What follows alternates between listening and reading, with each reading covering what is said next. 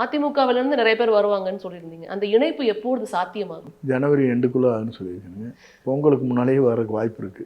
ஏன்னா ஓபிஎஸ்ஸையும் டிடிவியும் இணைப்பதற்கு இங்க இபிஎஸ் வந்து ஓகே சொல்லிட்டாரு. அதனால நான் கேட்கிறேன். ஓபிஎஸ் அது ஒரு தகவலா வந்திருக்கு. இபிஎஸ் உடைய தகவல் தவறான தகவல். இபிஎஸ்க்கு பின்னால் இவங்க யாருமே போக மாட்டாங்க.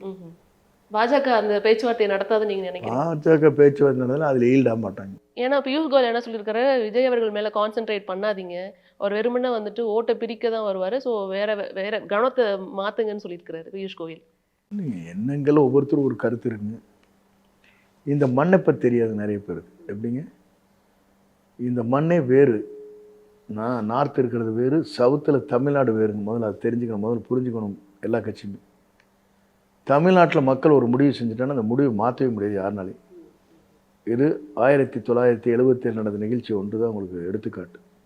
இன்றைக்கு நடக்க போகுது 2026 நடந்தே தீரும்.